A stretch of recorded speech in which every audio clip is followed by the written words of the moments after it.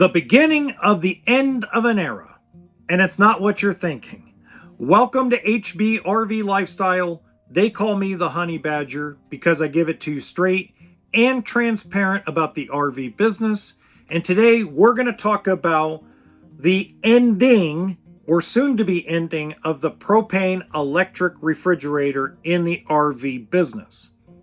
Now, before you guys get all up in arms about it, hear me out because this is a lot of information to swallow, okay?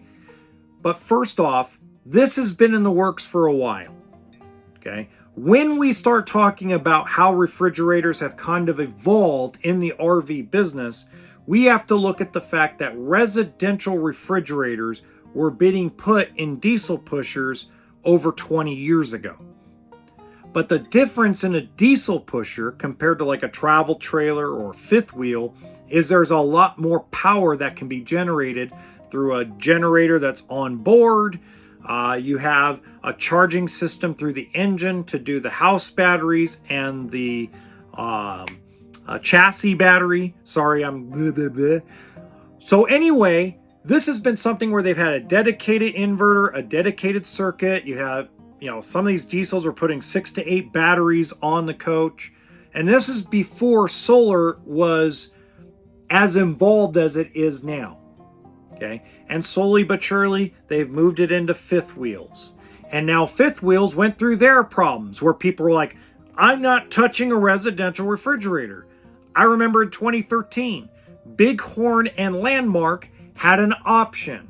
Giant RV, we would carry one in stock of every floor plan, kind of scattered between the stores that had a residential refrigerator in a Landmark and a Bighorn. That's high-end fifth wheel back then. But the majority of the rest of them were all propane electric. The residentials sat on the lot for a long time before they sold. But slowly but surely, as technology has improved, as solar has improved, as batteries have improved, people are more leaning towards a residential style refrigerator because it has more space than the propane electric. Now, I'm still a fan. If you watch all my walkthrough videos, I am still one of the biggest fans of propane electric refrigerators because to me, it's still a dry camper's paradise. But slowly, over the last 5 years, they have begun to win me over on this 12-volt electric system. First reason why they've won me over, it is so much easier to replace them when they go bad. Okay? Not if they go bad, when they go bad. Every refrigerator in an RV eventually goes bad. Just like your home appliances. Eventually they go bad. They need repairs sometimes. But let's just say that you get that ammonia smell. And if you know what I'm talking about, let me know in the description box below. But when you open up a propane electric refrigerator and it's gone really, really sour bad, you get that really bad ammonia smell, right? Okay. So to rip that sucker out, take the propane lines all off, take all the electrical off, and try to get it out a window, or try to get it out a door, or in some cases a windshield, or hopefully, hope to God it's in a toy hauler so we can just go down the ramp. It's a pain in the butt to switch it in and out. It's a pain in the butt to switch out the cooling unit if you gotta replace the cooling unit. While these 12-volt electric refrigerators are not only deeper, fit more stuff, but they're a hell of a lot easier to replace. And that's coming from a guy that also helps run a service department and worked on them. The other reason why it's kind of started to win me over is now, instead of being cheap, I'm not saying they're not cheap, but cheaper than they should be, they used to put these little tiny 50 amp panels on.